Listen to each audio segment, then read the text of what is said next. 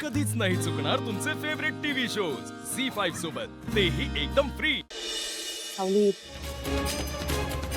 बरोबर ऐकलंस तू। आता तू येण्यापूर्वी जगन्नाथ सारंगची पत्रिकाच बघत होते। त्यांनाही त्यात असंच काहीतरी दिसलंय। सारंग अजून त्याच्या भूतकाळातनं बाहेर पडताना दिसत नाहीये। पुन्हा पुन्हा पुन्हा पुन्हा त्याच चक्रात अडकतोय। त्यानं आता तिथून बाहेर पडायला हवं, पुढे जायला हवं।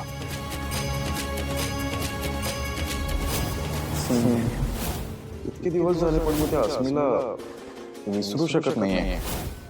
चौली एक गोष्ट तुला मला सांगायची, जेव्हा जेव्हा संकटात अडकलो तेव्हा एका मुलीने मला मदत केली। ती मुलगी दुसरी कोणी नसून अस्मीलाच असावी।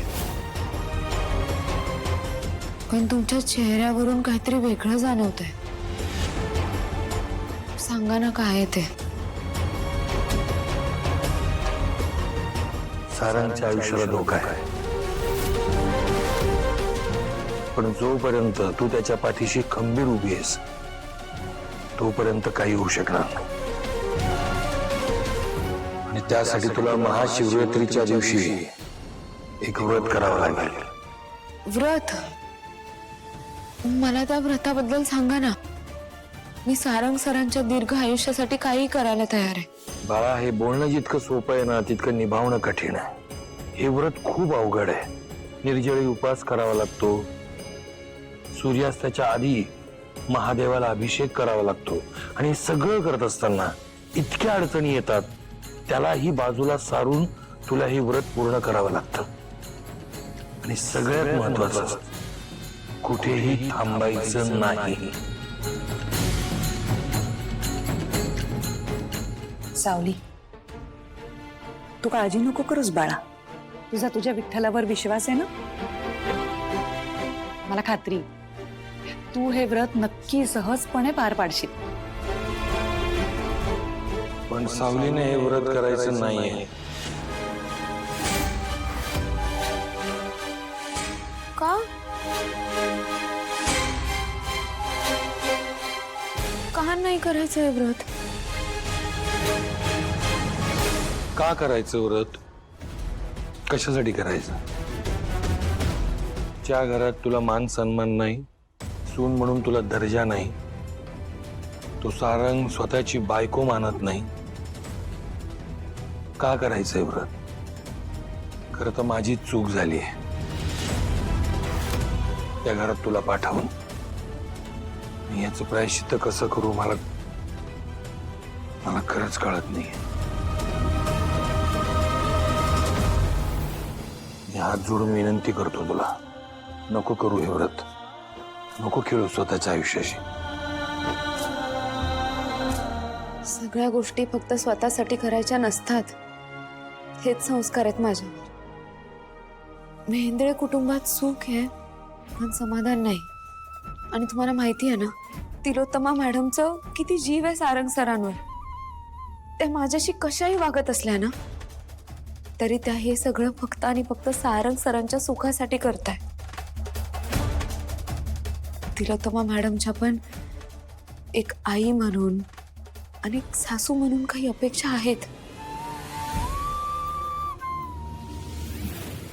त्या घरात छोटी छोटी पावलं उमटली पाहिजेत। आता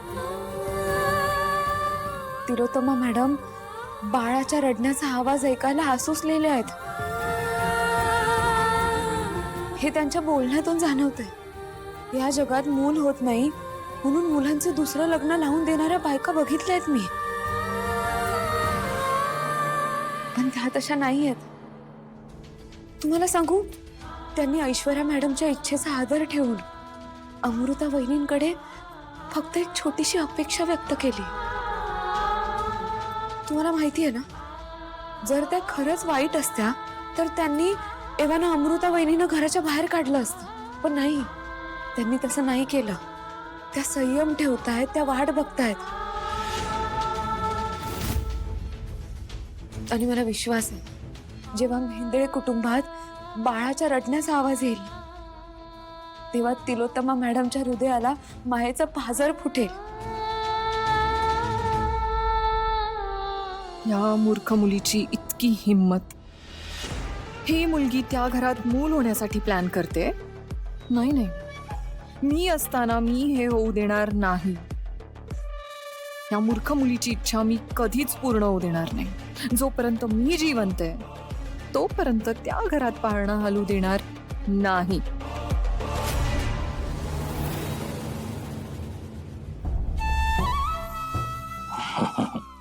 बर ठीक आहे, कर तू हे व्रत.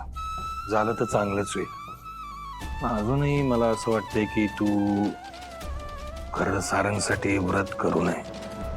तुम्ही माझी परीक्षा घेऊ नका. मी चांगलंच ओळखते तुम्हाला. आणि मला माहिती आहे, जर मी आता आले नसते ना तर तुम्ही स्वतः आला असतात माझ्याकडे आणि मला या व्रताबद्दल सांगितलं असतं. तरीच मी म्हणतच होते, इतकं तिला व्रत करायला नाही नाही का म्हणताय तुम्ही? बघा, लेकीने बरोबर ओळखलं बापाला.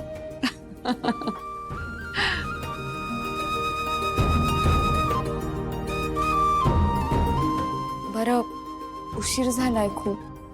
मी निघू का आता? ये.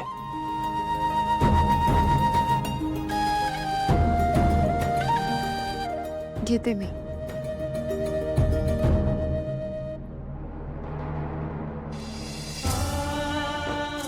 मी म्हणत होतो ना अलका, तीच ही सारंगची आयुष्य रेषा.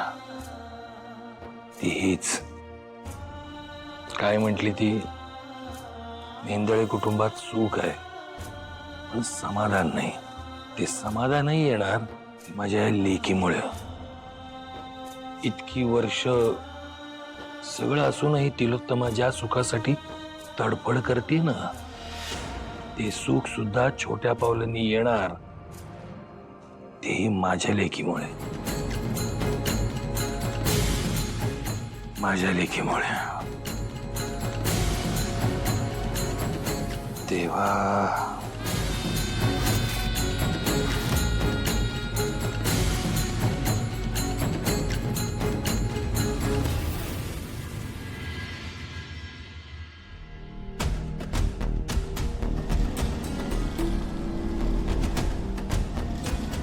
बस दादा.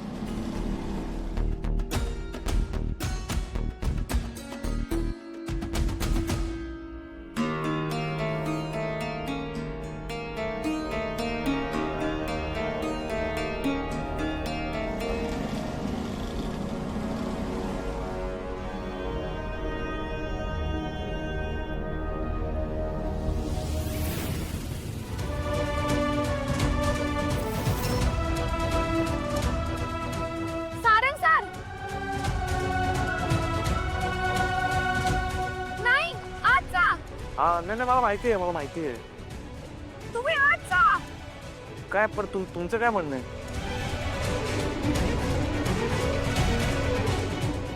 तुझ्या काय चाललंय?